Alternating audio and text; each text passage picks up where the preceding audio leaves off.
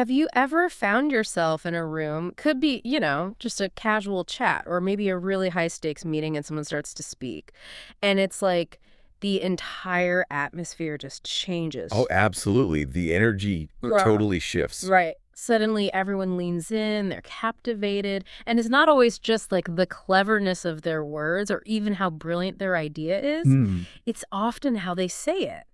And maybe even more surprisingly, it's how they are even before they say anything at all. That presence, yeah. We've all felt that sort of magnetic pull, haven't we? That undeniable quality of a really influential voice. It commands attention, but it doesn't, like, demand it. Exactly. It's quite remarkable when you stop and think about it. Well, today we're embarking on a deep dive into precisely that whole phenomenon. The profound art and the subtle science of how to talk like a leader. And it's so much more than just public speaking. Oh, way more. This isn't just about being on a grand stage. This is about transforming your everyday communication. Yeah. I mean, every interaction, every email you send, even just a casual comment you make, turning it into a powerful instrument of influence, of inspiration. Yeah, unlocking a level of impact that can, well, genuinely reshape your conversations, maybe help advance your career. And even deepen your personal relationships. It's not just about sounding important. It's about making every interaction count, making it truly um, interesting and impactful for everyone involved. Our insights for this deep dive, they come from a really fascinating source. It's carefully selected excerpts from the audiobook, How to Talk Like a Leader, Master the Language of Influence. Sounds good. And it's incredibly rich. It doesn't just like theorize about this stuff. It actually breaks down leadership communication into its most fundamental, actionable parts. Okay, actionable is key. Totally.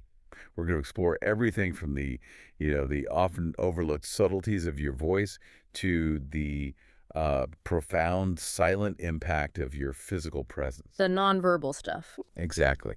And of course, the strategic power of the actual words you choose. It's really about building this holistic understanding of influence, Yeah. recognizing that leadership isn't just about what you know, Right. right? It's how effectively you convey it. Right. So our mission today is pretty clear then. We want to unearth those crucial nuggets of knowledge, the takeaways that will equip you, our listener, to not just speak, but to truly lead.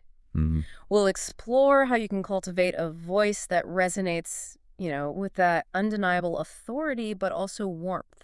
How your words can consistently inspire meaningful action, and how your very presence can command respect. All with the goal of helping you communicate with greater impact in every single aspect of your life. It's about being clearly understood, being deeply heard, and yeah, ultimately being enthusiastically followed. So whether you're maybe nervously prepping for a huge presentation. We've all been there. Oh, yeah. Or maybe you're aiming to be more persuasive, more engaging in your personal life. Or maybe you're just, intensely curious about the mechanics of human influence.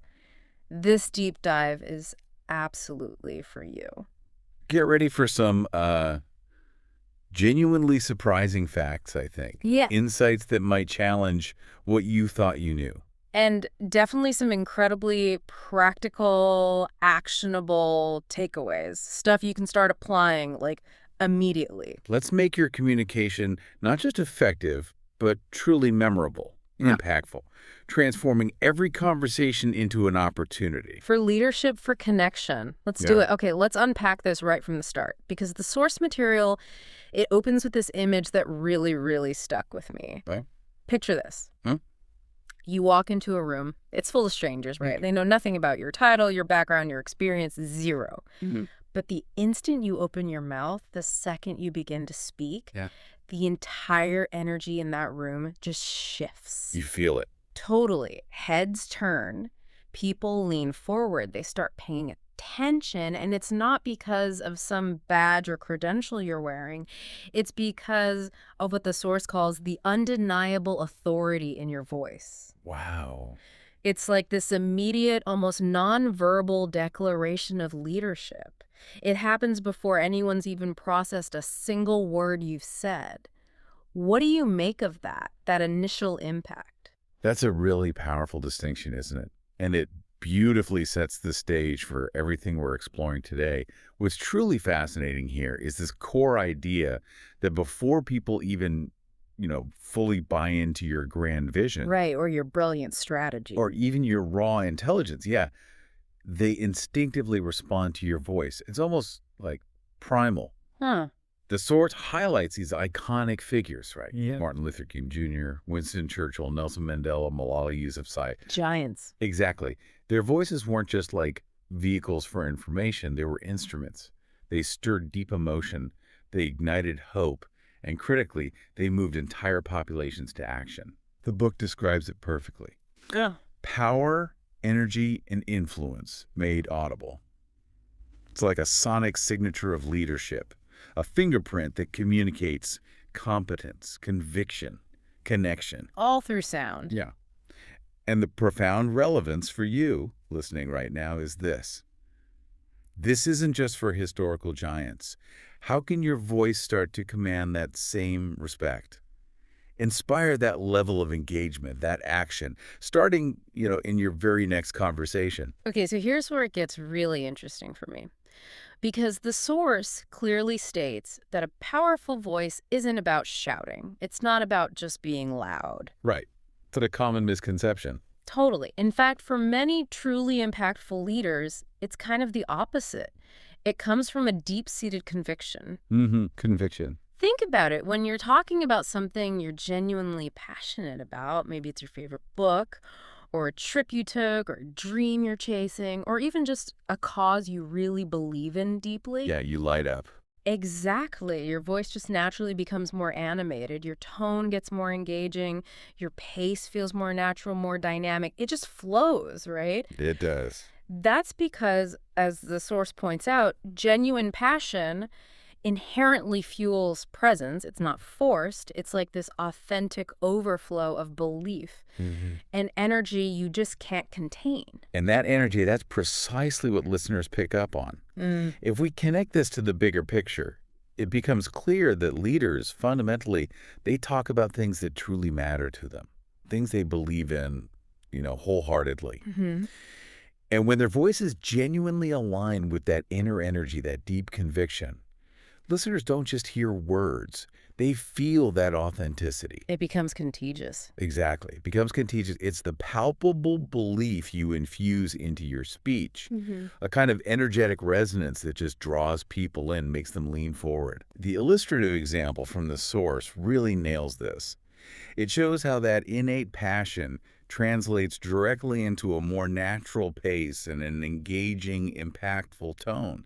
It's about bringing your whole self, your true enthusiasm to your words, making your message interesting from the inside out. Okay, now this next point. This was a real eye-opener for me, and I think it might be a game changer for a lot of our listeners. Oh, okay, I'm intrigued. The research cited in the source reveals that when people are judging whether to trust someone or whether to follow someone, the tone of voice often matters more than the actual words spoken. Wow. More than the words. More than the words. Think about that. Your carefully chosen vocabulary, your perfectly constructed arguments, your well-researched facts, they can all be overshadowed by how you sound. That really challenges the idea that logic always wins, doesn't it? Completely. Right. It suggests it's often the music, not just the lyrics, that truly sways someone's judgment. A warm, confident tone, it just inherently signals, I know where I'm going, and hey, I'll take you with me. It's like an invitation. Exactly, an invitation to trust and follow, conveyed almost subconsciously long before the logic fully sinks in. Yeah, and this isn't just, an interesting little tidbit. It's a really profound psychological insight. Psychologists have explored this for ages, how our brains process nonverbal cues. Our primal brain, it makes these rapid-fire assessments. Is this person a threat? Can I trust them?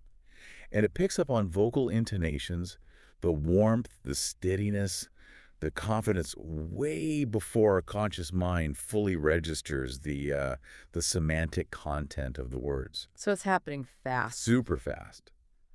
which raises a really important question. How do you consciously cultivate that kind of impactful tone? Right. How do you do it? Well, the source suggests that great leaders deliberately vary their tone, almost like a painter using a palette of colors. Okay. They know exactly when to soften their voice, maybe to create a sense of intimacy or connection, foster that psychological safety, and then they know when to strengthen it, to project authority and So certainty. it's deliberate. Very deliberate. Conversely, a hesitant voice, or maybe a rushed one, or even just a monotone voice, it can unfortunately make even the most brilliant, groundbreaking ideas sound flat, unconvincing, easily dismissible. Yeah, I could picture that. So for you, the listener, it's vital to ask, Mm. are you truly aware of the tone you're conveying in your daily interactions? Is it consistently aligned with the powerful message you genuinely intend to deliver? Because if it isn't, well, you're fighting an uphill battle from the start. Okay, this leads to another point. One of the greatest and honestly probably most common mistakes people make in communication is just rushing. Oh yeah, filling the silence. Right, we feel this internal pressure to fill every single silence, but the source powerfully describes pauses as bold punctuation. I love that phrase, bold punctuation. Me too. Think about it. Without these deliberate pauses, your message can become this confusing, indistinct blur. Like a run-on sentence with no commas, no periods. Hard to follow. Exactly. But with pauses, your words gain incredible precision, impact. They land like arrows, as the source says. They punctuate your thoughts, give each phrase its proper weight, and allow the listener to actually process what you're saying. That's a brilliant analogy. Pauses aren't just empty spaces, are they? They're strategically deployed tools. They amplify impact. How so? Well, a well-placed pause before you deliver a key message, it actively creates anticipation. It draws your audience in, primes them for what's coming. It subtly says, hey, what I'm about to say is important. Listen up. Mm-hmm. And, equally critically, a pause after a powerful statement. That allows people the crucial time they need to absorb it, to internalize what you just said. It provides that cognitive space. Right, time to think. Exactly. It's about respecting the inherent weight of your words Mm-hmm. and acknowledging the listener's need to process information, especially if it's complex or maybe emotionally resonant. Think of it like a dramatic beat in a play or a rest in music. That silence doesn't detract, it amplifies the impact. It makes the subsequent sound or message resonate even more deeply. It gives your message a chance to breathe and therefore to stick. Okay, so we've talked confidence, conviction, but beyond just confidence, which is vital, a leader's voice also needs to convey empathy. Hmm. The human touch. Yes. The source stresses that people gravitate towards and they follow leaders who sound genuinely human, leaders who possess warmth, authenticity, not cold or like mechanical. There's a certain vulnerability in being human that actually strengthens connection rather than weakening authority. That's absolutely right. The voice, it acts as this crucial bridge between pure logic and raw emotion. And consciously using your voice allows you to forge that connection in really profound ways. For example, Well, warmth in your tone can be incredibly reassuring, maybe to a nervous team facing uncertainty. Firmness, on the other hand, can steady a group that's grappling with a crisis, instilling a sense of calm and clear direction okay. and genuine excitement. That can powerfully motivate people, inspiring them to believe in a vision that feels much bigger than themselves. It's about consciously deploying your voice to connect not just minds, but hearts. And in doing so, building trust and engagement that goes way beyond mere compliance. It's how you make people feel connected to your message and, by extension, to you. Okay, so the source doesn't just leave us hanging with theory, right? It gives us some truly amazing, actionable steps right here that you, our listener, can start using today to strengthen your voice.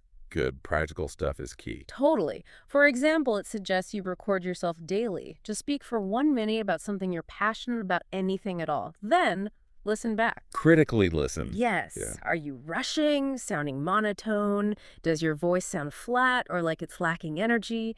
Use that self-awareness to make subtle adjustments. Another great tip: practice controlled breathing. Strong, resonant voices come from deep diaphragmatic breathing, right? Not from shallow, chesty breaths, which can make you sound strained or breathless. The foundation. And this one's quite ingenious. Mark your pauses. Literally write down in your notes or script exactly where you intend to pause. Treat silence as a deliberate, meaningful part of your speech. Plan the silence. I like that. And finally, read aloud with emotion. Pick a paragraph from a powerful speech, maybe a poem or a book, and read it with exaggerated passion. This helps train your voice to carry that energy and conviction more naturally in just everyday conversation. Stretching the muscle. Exactly. So for you, our listener, which one of these practical exercises can you commit to trying today? Even just one small change can make a significant, measurable difference in how you project yourself. And the source really brings this home with an example, right? Yeah. It vividly paints this picture of the leadership voice in action, using the scenario of a leader addressing a team during a crisis. It's a fantastic illustration. How does it play out? Well, if the leader's voice is shaky or unsure, panic can easily spread through the team. It's almost like an emotional contagion. Yeah, you feel that uncertainty. Or if they speak too casually, people might feel dismissed, Yeah. like their concerns aren't being taken seriously. That leads to resentment, disengagement. Mm-hmm. But, and here's the key, if that leader speaks with steady confidence, calm energy, and reassuring authority, even if the news itself is difficult, the entire team naturally aligns. They feel a sense of security, of direction. Same words, different impact. Precisely. This demonstrates a crucial point. The exact same words, delivered with a different vocal quality, can either profoundly divide or powerfully unite a group. It's not about being the loudest voice in the room. Yeah. It's about being the clearest, the most certain, and the most connected. Wow. And the source issues this direct, kind of provocative challenge to you, the listener. Record yourself today.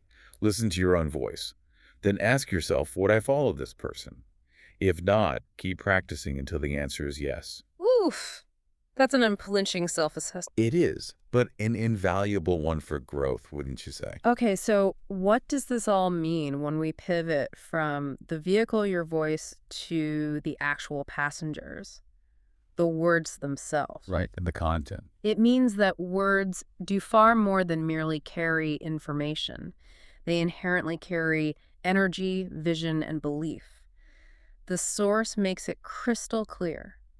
True leaders don't just tell people what to do. Their profound power lies in their ability to inspire people to act, to motivate them from within. It's a fundamental difference in approach, isn't it? It separates maybe managers from true leaders. I think so. Because anyone, really anyone with authority, can issue a set of instructions. Yeah. Do this by then. Simple. Yep. But what differentiates a leader, what truly elevates their communication, is their capacity to use words to spark imagination, to create a sense of hope, to imbue actions with deep meaning. Meaning, yeah. This represents a fundamental shift in perspective for anyone aspiring to lead. It's about moving beyond the purely functional use of language to its transformative power. It's about not just transmitting data, but igniting passion and purpose, making the task interesting, meaningful. The source gives this truly brilliant example. It perfectly illustrates this difference between just informing and profoundly inspiring. Okay, lay it on us. Imagine two leaders announcing the same news. A 10% sales increase goal. Okay, standard goal. Right. The first leader might deliver a dry transactional instruction. Starting next month, we need to achieve a 10% sales increase. Everyone should focus on working harder. Functional. A bit flat. Exactly. Straightforward, but hardly motivating. Now, the second leader. They transform this statistic into a compelling story of shared purpose. Something like, starting next month, team, we're aiming for a 10% sales increase. Now, that's not just a number. It's concrete proof that we're growing. Proof that we're building something stronger, more resilient, more impactful together. Every single call you make, every connection you build brings us closer to that vision of market leadership and shared success. Wow. The contrast is stark, isn't it? Huge. Same fact, but an entirely different emotional response. It absolutely is. This example perfectly highlights that people aren't just seeking tasks to complete. We're inherently driven by a desire for significance, right? We're yearning for meaning and purpose in our work. Mm-hmm. And it is through carefully chosen, inspiring words that leaders make that meaning tangible, real, powerfully resonant. It shows that the very same information can be delivered in a way that either leaves people feeling like, I don't know, an honest cogs in a machine. Or energized participants. Exactly. Yeah. Energized, deeply invested participants in a shared, exciting journey. This is where leaders truly connect with the human element of their teams. Now, there's this persistent myth out there that leaders need to use grand, complex, almost academic vocabulary to sound intelligent or authoritative, big words for big ideas. So the jargon trap. Right. But the source completely debunks this. It reveals that the most inspiring leaders throughout history have consistently used simple, incredibly clear language. Simplicity is key. Think about JFK's iconic words. Ask not what your country can do for you. Ask what you can do for your country. Profoundly simple words, right? Yet an incredibly powerful, enduring message that still resonates today. That's a crucial insight. And it's backed by cognitive psychology. Complexity, ironically, often confuses people. Mhm. It alienates listeners, creates a barrier. Mm-hmm. Simplicity, on the other hand, inspires. It unifies, it connects because it's easily understood and universally accessible. The goal for a leader isn't to sound overtly smart or intellectual, to impress with jargon, Right. but rather to be profoundly understood. And maybe even more importantly, to be remembered long after the conversation ends. That raises a good question for you, the listener. Yeah. Are your words consistently making your message clearer, more accessible, more impactful? Mm-hmm. Or are they maybe inadvertently making it more convoluted, harder to grasp, accidentally alienating your audience? Good question. Now, facts certainly tell part of the story. But as the source emphasizes, stories sell.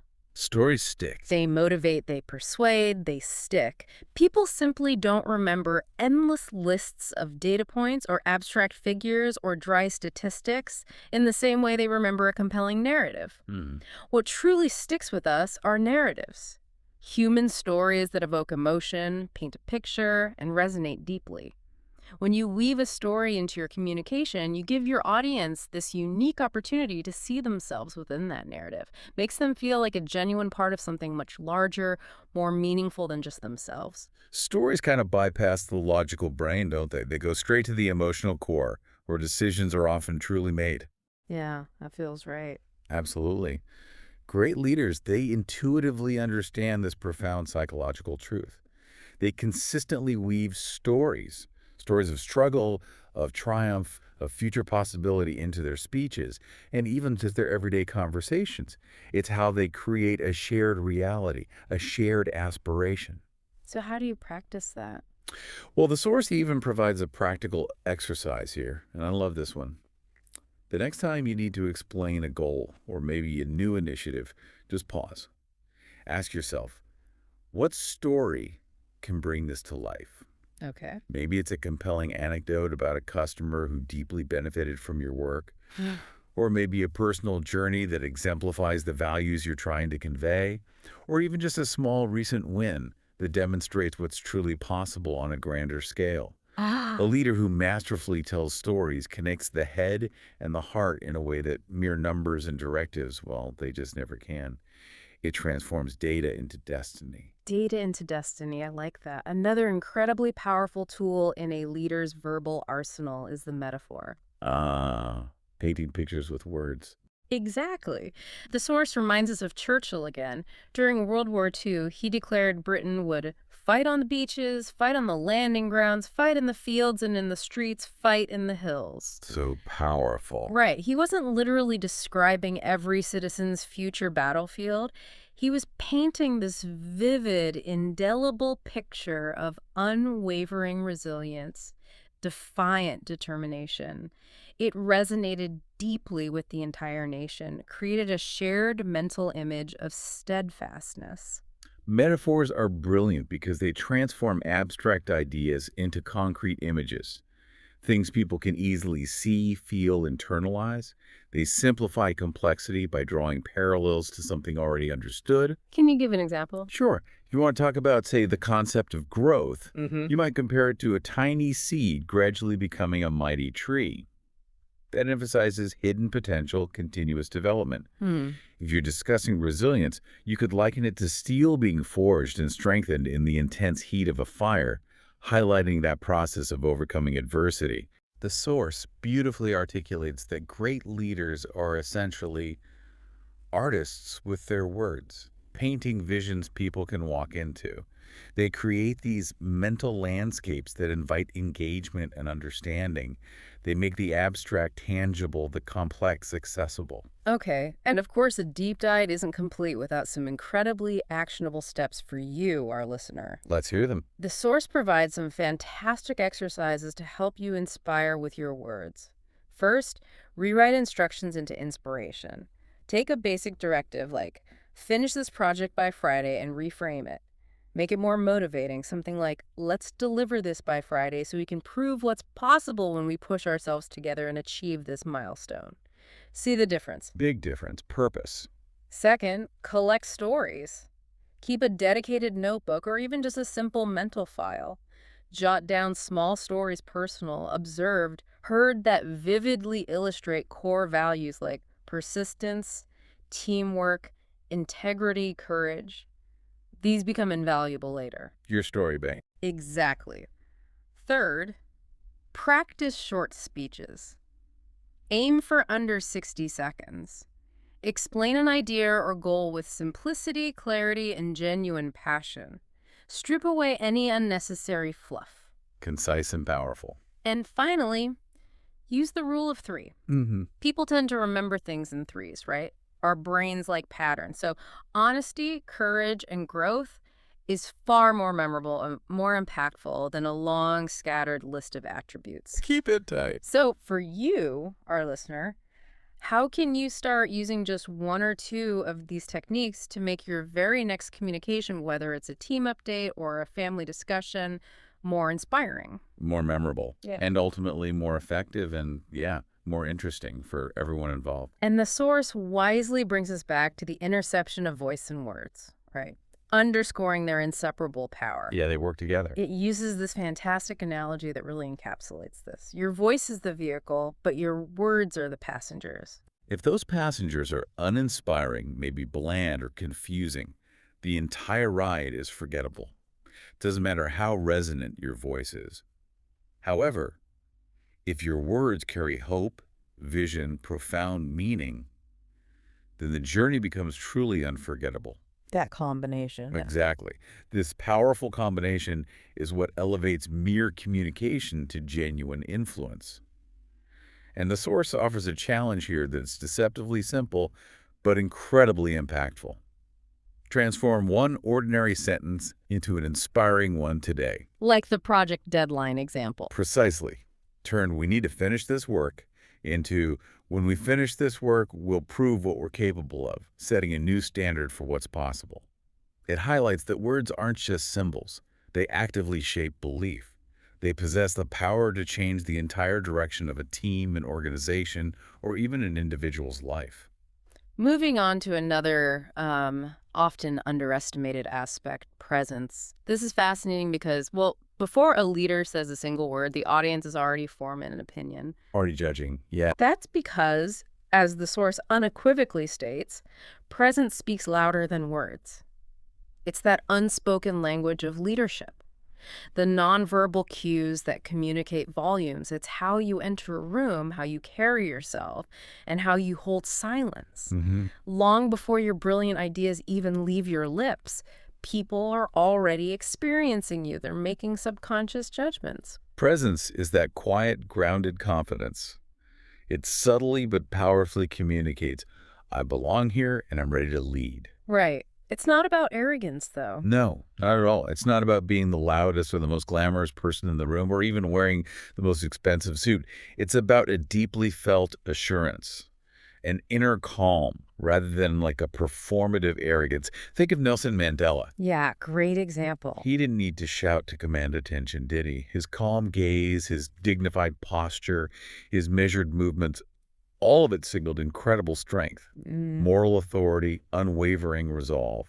His presence was so powerful precisely because it was so grounded, so authentic. It conveyed this deep sense of self-possession. And the science on this is pretty clear and, frankly, a little daunting.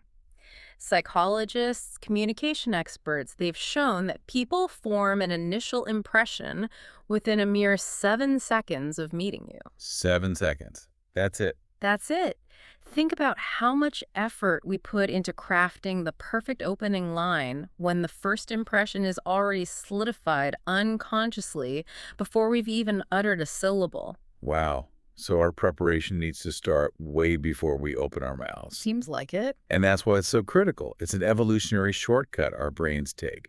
Our primal assessment system makes these rapid-fire judgments, threat or trustworthiness, based purely on visual cues. So if you look unsure, Exactly. If you stand slouch, avoid eye contact, fidget nervously, your carefully chosen words will immediately face an uphill battle. People will unconsciously filter them through that initial perception of weakness or uncertainty.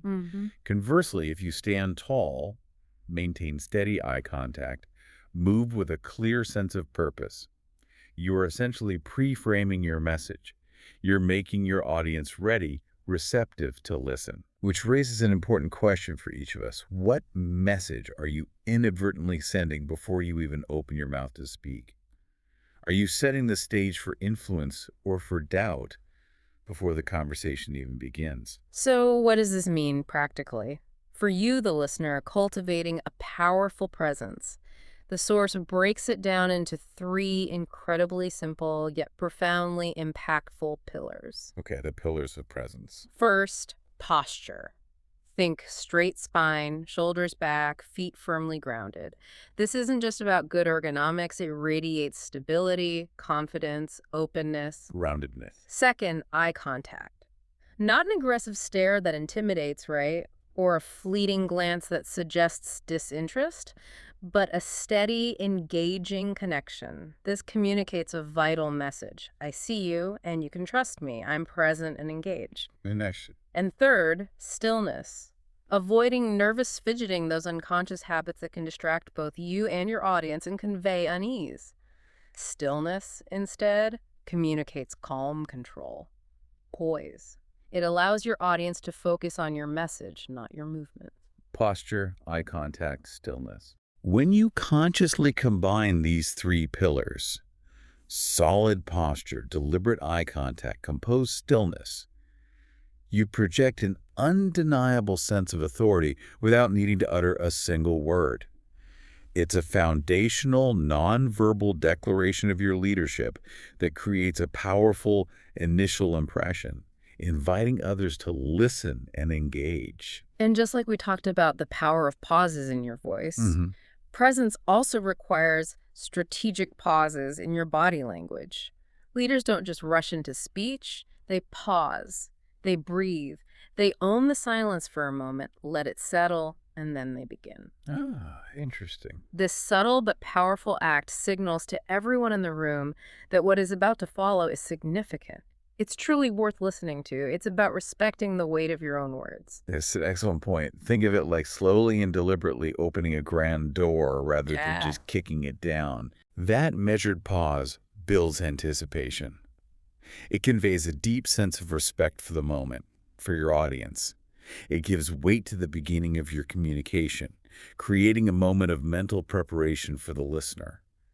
It also allows you, the speaker, to collect your thoughts begin from a grounded, centered place, which projects even more confidence. And your body, it's constantly communicating, often unconsciously, right? Your gestures, your facial expressions, even the way you simply sit in a chair, all of these are part of your leadership dialogue. Definitely. Crossing your arms, for example, can often signal defensiveness or a closed-off attitude, even if you don't mean it to. Right. Leaning too far back might convey disinterest or aloofness, even if you're genuinely engaged internally. Hmm. Exactly. Leaders, the source explains, use gestures with deliberate intent. They're not just random movements. They might open their palms to visually convey honesty, transparency. They lean forward slightly to demonstrate genuine interest and engagement. A subtle smile, deployed at the right moment, can communicate warmth, approachability, break down perceived barriers. The key is to ensure that your body language consistently reinforces and amplifies rather than contradicts the words you're speaking. Coherence. Exactly. Yeah. It's about coherence between your verbal and nonverbal messages, ensuring you're not sending mixed signals. Okay, but in today's world, so much is digital. Presence isn't just physical anymore, right? It's digital too. And maybe even more critical sometimes, given the lack of other sensory info. Absolutely critical now. Think about your presence on a video call. Do you show up prepared? Camera on?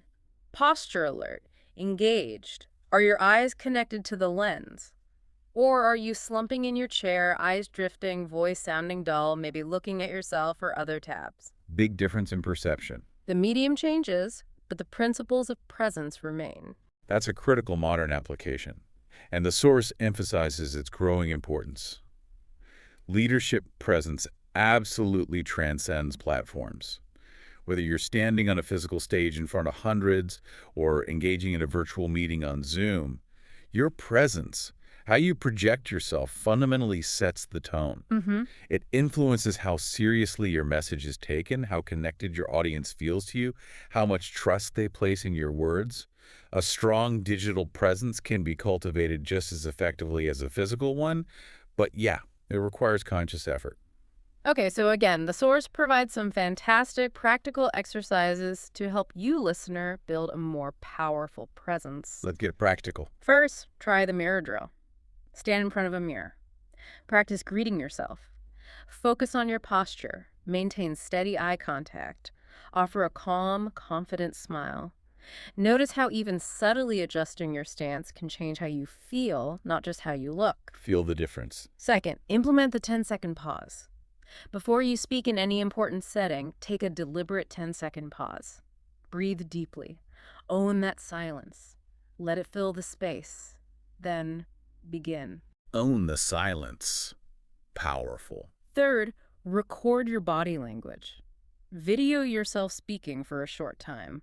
Then watch it back, not just for your words, but specifically for your posture, your gestures, your eye contact. Identify any unconscious habits that might appear weak or distracting and consciously adjust them. Self-awareness again. And finally, the well-known power pose reset. Before a crucial meeting or interaction, stand in a powerful stance, feet apart, shoulders open, maybe hands on hips or raised for 2 minutes.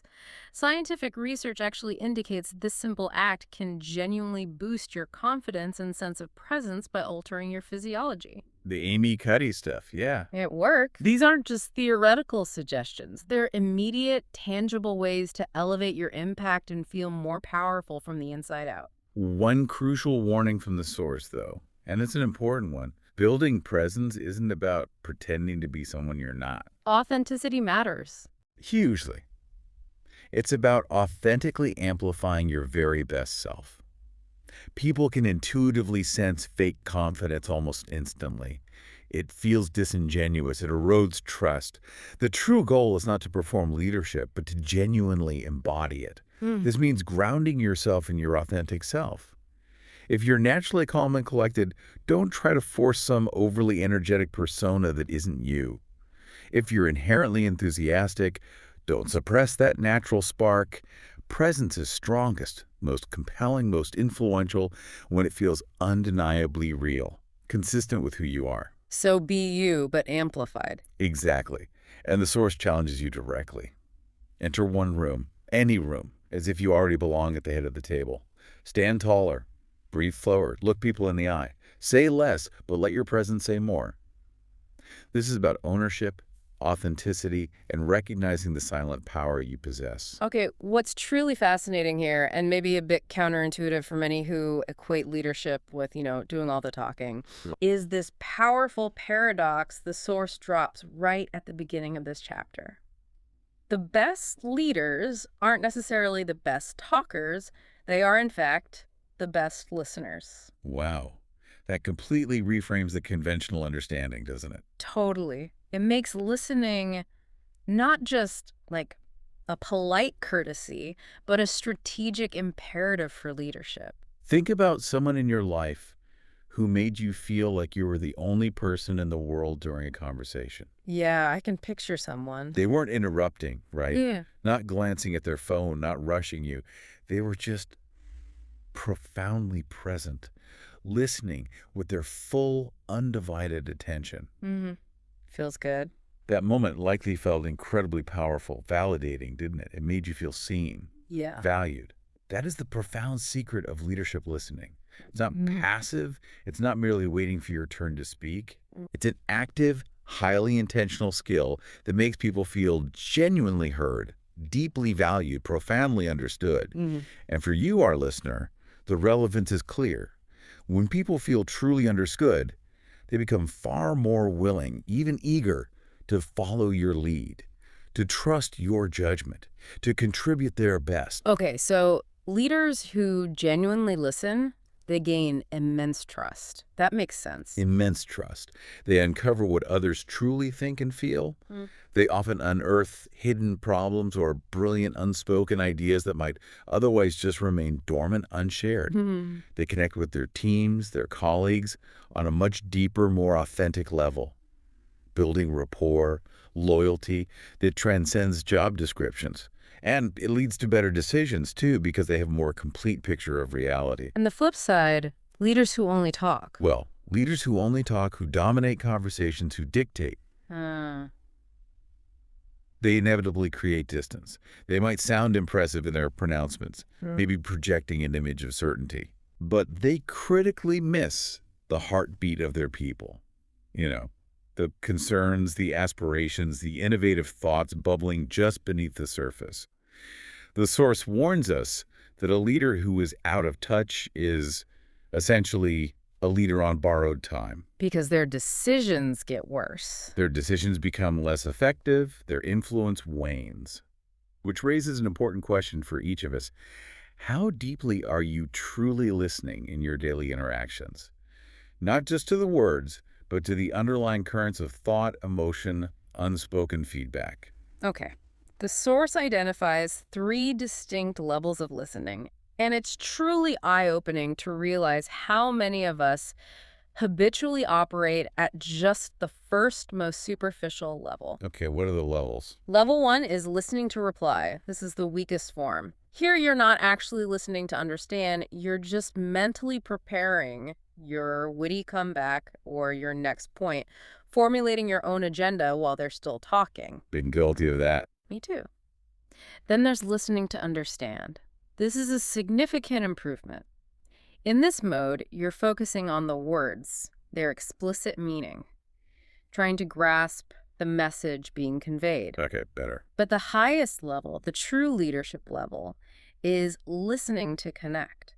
This is where you listen not just to the words, but to the emotions, the subtle tone, the context, and critically, to what is left unsaid.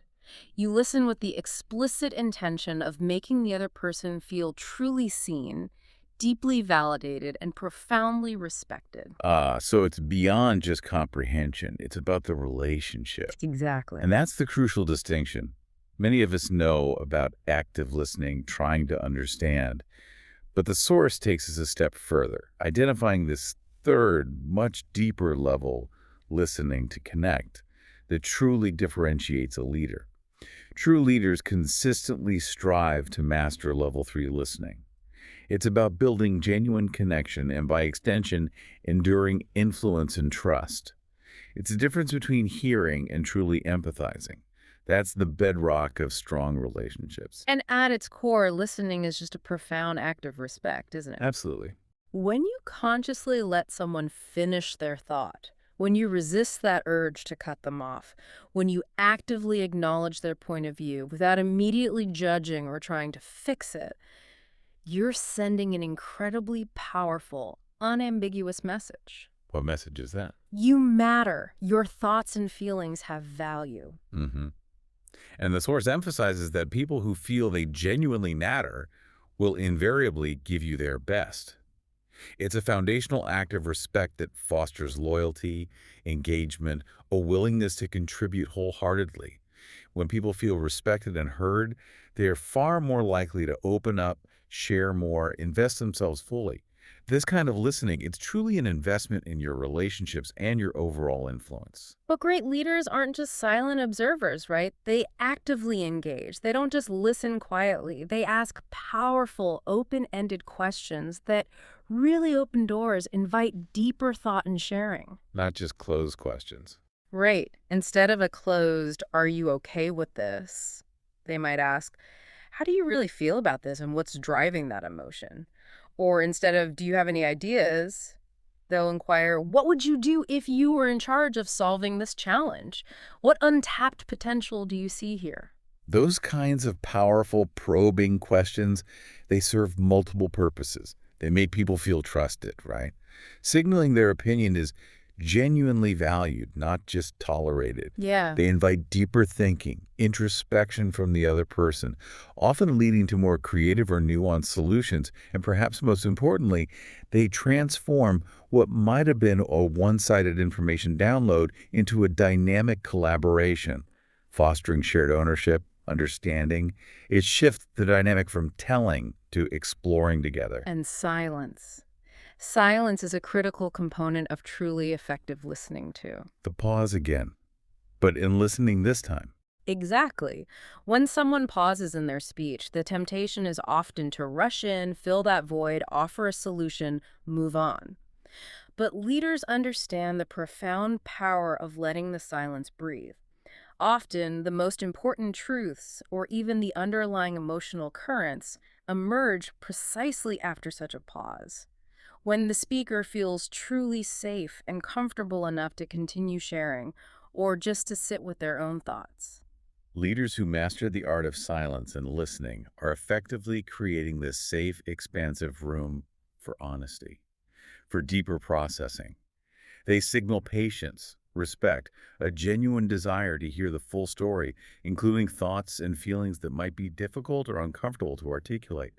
This deep listening, the courage to hold the silence, it builds a foundation of trust that is invaluable in any relationship, professional or personal. It's a powerful act of nonverbal encouragement. Okay, so the source provides some excellent actionable tools to help you, listener, sharpen your leadership listening skills. Practical tips. Good. First, paraphrase back.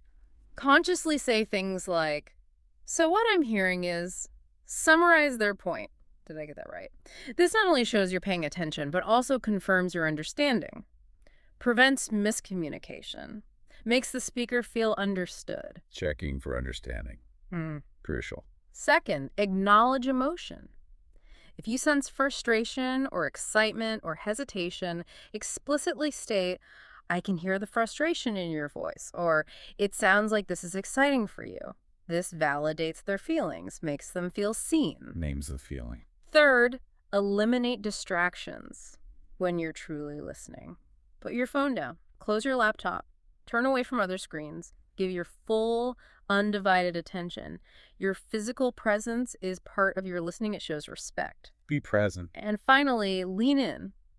A slight physical lean forward communicates interest, engagement, shows you're fully present and invested in the conversation. Simple but effective cues.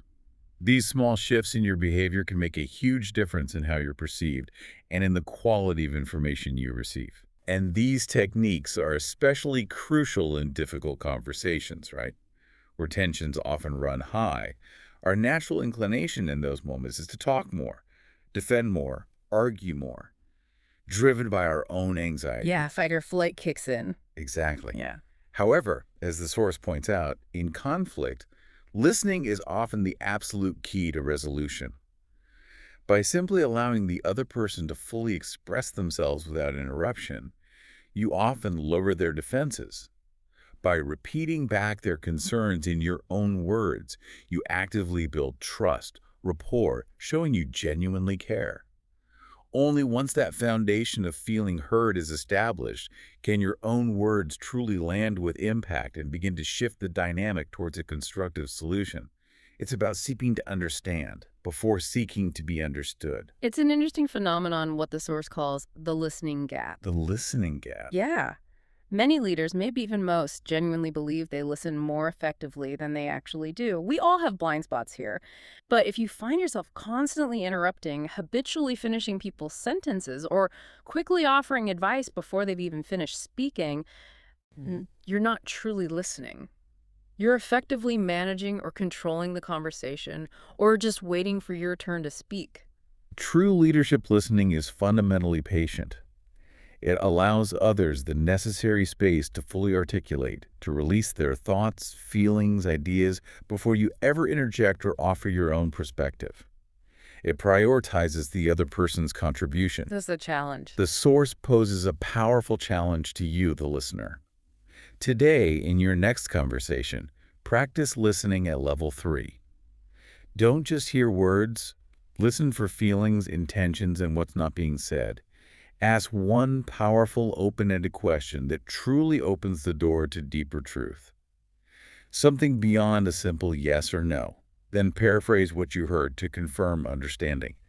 Pay close attention to how people respond to this shift. You'll likely notice a profound growth in respect, connection, and the richness of the information you receive. This practice itself is deeply interesting for understanding human dynamics. Okay, so what does all this mean when the rubber really meets the road?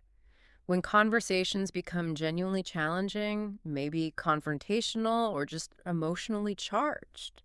Yeah, the tough stuff. The source gets very real here. Your true strength as a leader isn't tested when everything is easy, when it's smooth sailing. It's profoundly tested precisely when words are hardest to say. When the stakes are highest, emotions are raw. That's the crucible of leadership. The moment where your communication skills are truly forged. Absolutely. Anyone can sound inspiring, confident when spirits are high, right? When the team is winning, the atmosphere is light. But true leadership really shines in those moments when you absolutely must deliver hard news, address escalating conflict, or courageously confront uncomfortable truths. This is exactly where many leaders unfortunately falter, either by completely avoiding the difficult conversation altogether, just hoping it will disappear. Which it never does. Rarely. Or by bulldozing through it with a bluntness that damages crucial relationships and trust. Great leaders, however, they find that delicate, powerful balance. They speak the truth with unwavering courage, but always with profound empathy and respect for the other person. Avoiding these hard conversations, it doesn't actually protect anyone, does it? In fact, it does the opposite. How so? It confuses people, it leaves issues unresolved, creates underlying tension, resentment. It erodes trust over time. It signals a lack of courage, maybe even a lack of care. On the other hand, facing tough conversations directly, even if the news is unwelcome, consistently builds respect. People appreciate honesty and clarity, even when it's difficult, because it shows you value them enough to be transparent. Precisely. Difficult conversations aren't just unpleasant duties or something to dread. They are, in fact, leadership opportunities in disguise. Opportunities. They are moments that truly demonstrate your capacity to balance unvarnished honesty with genuine humanity, to provide clear direction while still exhibiting deep compassion. How you navigate these moments speaks volumes about your character, your capability, and ultimately your ability to sustain long-term influence. It's a chance to model integrity under pressure. Okay, so the source outlines 3 common mistakes leaders frequently make in these challenging situations. And Honestly, we've all seen these, or maybe even made them ourselves. I'm ready. What are they? First, avoidance. Hoping the problem will magically disappear, which, as we know, it rarely does. It usually just festers and grows, becoming exponentially harder to address later. Kicking the can down the road. Second, aggression. Approaching the conversation with harshness, blame, or an overly confrontational tone. This immediately shuts people down, puts them on the defensive, makes any resolution impossible. Wall goes up. And third, ambiguity. Dancing around the truth so much that people leave the conversation even more confused, uncertain, and frustrated than when they started. What just happened? Each of these mistakes, in its own way, severely weakens trust. It erodes psychological safety within a team or relationship. They create more problems than they solve. So what's the antidote? The source offers a clear antidote to these pitfalls. Clear, calm, and compassionate communication. It's about being direct without being harsh, being honest without being brutal, being firm without being unkind. It's about delivering the message with an intention to solve, not just to vent or blame. Thankfully, the source doesn't just point out the problems. It provides a powerful, actionable framework for navigating these incredibly tough moments. Okay, a framework. Let's hear it. First, prepare of clarity. Before you even step into the conversation, know your key message inside and out. Know what outcome you're aiming for. Vagueness will only breed confusion and frustration. Know your goal. Second, start with empathy. Begin by acknowledging the other person's feelings, maybe their efforts or their inherent value. This disarms defenses. It shows you care about them as a person, not just their performance or the problem at hand. Connect first. Third, deliver the truth.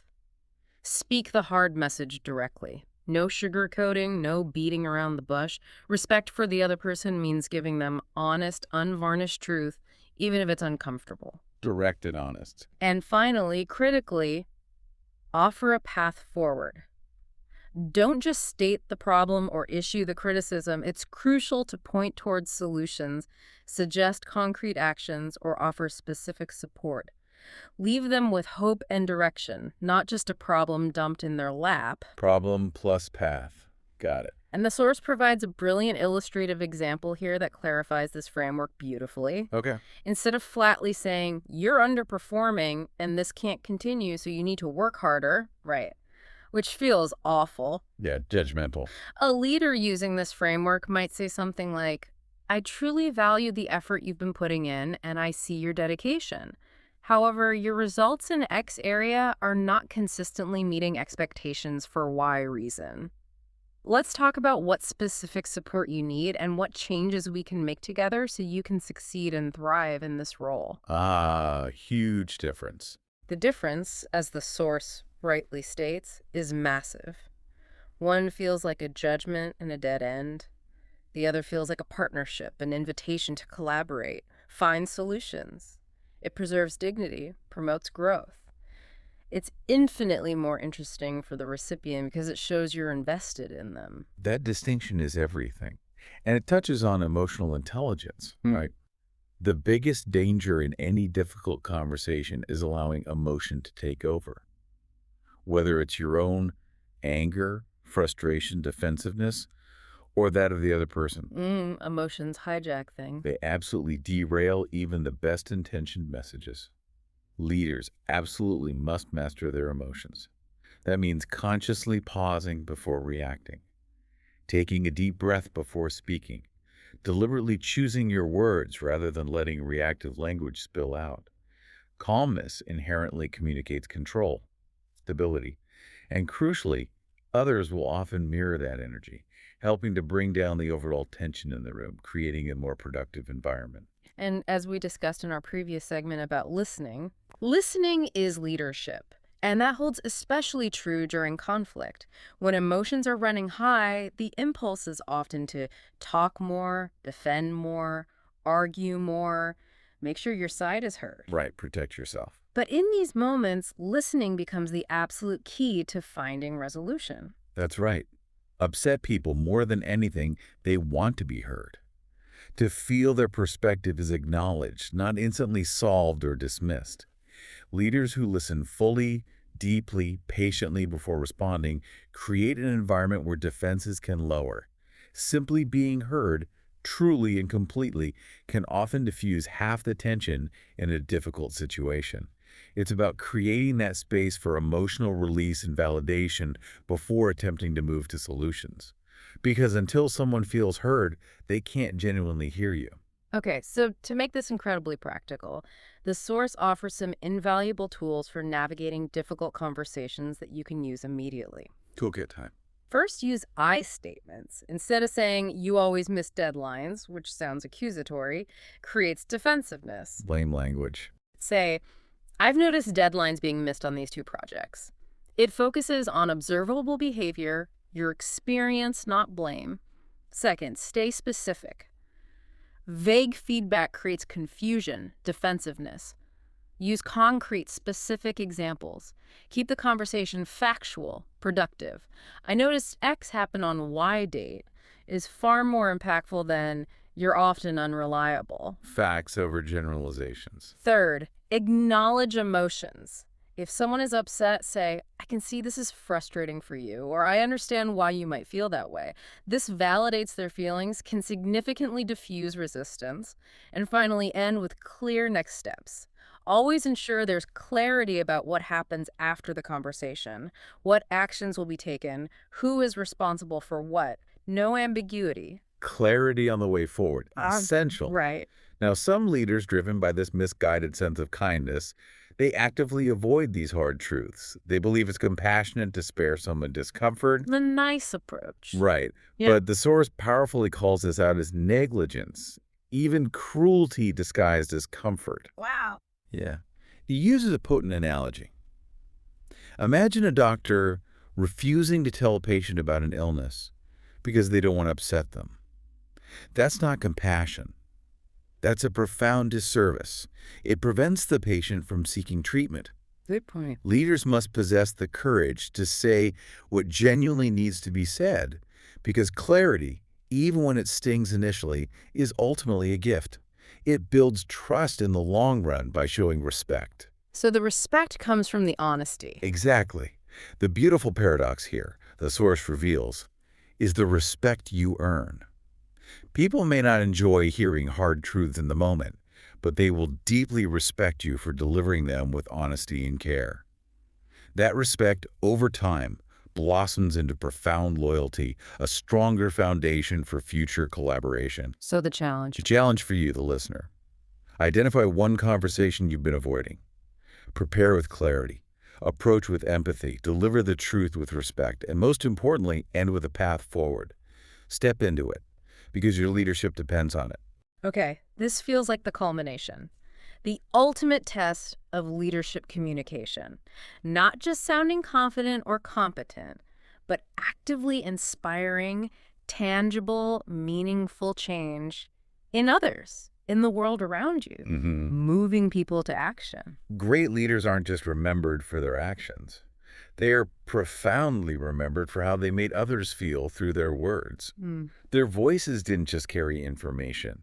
They carried vision, courage, and belief right into the hearts and minds of those they led, sparking movements, innovation, progress. It's about making the future feel compelling, interesting, worth striving for. And the incredibly good news here is that this very same power lives within you. It genuinely begins when you consciously stop speaking just to fill silence. Right. And start speaking with a deliberate intention to move people, to stir something within them, to inspire action. Okay. The source outlines key principles for inspiring change that kind of synthesize everything we've discussed. First, you absolutely must link your message to something bigger than just the task at hand or yourself. Connected to values. Exactly. Connect goals not just to metrics, but to core human values. Honesty, progress, growth, unity, purpose, making a lasting difference. People don't merely follow a plan. They follow a powerful, compelling purpose and vision that resonates with their own values. Second, your delivery must be human and authentic. Not robotic. Definitely not. Leaders don't inspire by sounding like detached, flawless machines. They inspire by sounding authentic, by sharing their struggles, their lessons, their vision with profound sincerity, even a touch of vulnerability. Their words are powerful not because they are perfect, but because they are real, relatable. Third, master the rhythm of speech. The pauses and emphasis again? Yes. Use deliberate pauses for reflection. Allow powerful ideas to land. Emphasize key words, key phrases to plant ideas deep in memory. And always close with unwavering certainty and conviction to leave no doubt about the direction forward. Finally, remember that every single word carries energy. Choose your energy. As a leader, you are either lifting people higher, inspiring them, empowering them, or leaving them exactly where they are. Choose consciously to lift. Make your voice a consistent source of motivation, clarity, and unity. Wow, we've covered a tremendous amount of ground today on this deep dive. We really have. From the profound, unseen power of your voice, that emotional conduit, to the vital inspiration embedded in your words, turning tasks into purpose. We've explored the silent, magnetic impact of your physical presence, setting the stage before you even speak, and the inherent strength found in truly listening, building trust and connection. And navigating those difficult, defining conversations. Right. The courage required for those conversations that truly test your mettle. It's a comprehensive toolkit for influence, for impactful communication. And this isn't merely the end of our discussion, is it? It's genuinely the beginning of your personal journey as a more influential communicator. Right, the practice starts now. As the source wisely states, knowledge without practice is like a locked treasure chest. You now hold these powerful tools, these actionable insights, but they only become effective when you actively use them. Every single conversation you have is an opportunity to lead, to apply these principles. Every question you ask is an opportunity to inspire. Every challenge you face is an opportunity to prove that leadership isn't about titles or positions. It's about communication. Fundamentally about effective, authentic, empathetic communication. The source encourages this profound self-reflection. Ask yourself, who do I want to inspire today? How can my words bring out the best in others? What impact will my leadership voice create? Talking like a leader, then, it isn't about some kind of performative act or pretending to be someone you're not. It's about honing your skills, becoming the absolute best, most authentic version of yourself, and courageously sharing that vision, that conviction with others. You don't need a grand stage or a fancy microphone. What you truly need is the courage to speak with authenticity, clarity, and a clear sense of purpose.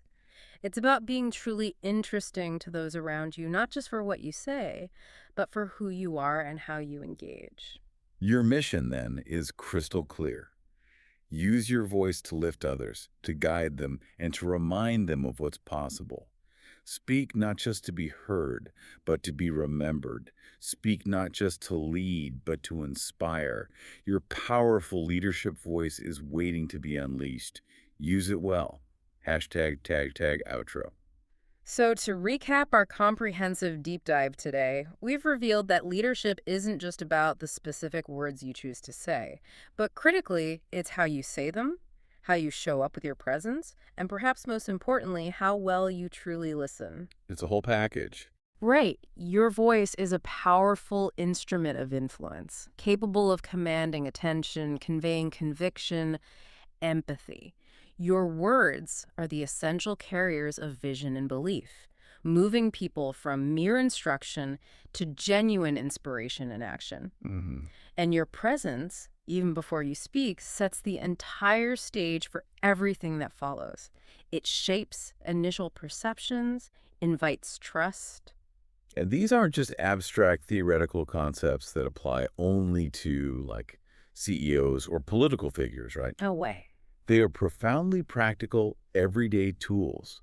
Tools that can radically change how you connect, how you persuade, how you inspire, in literally any context, whether it's leading a project at work, having a critical discussion with your family, or simply engaging more deeply among your closest friends.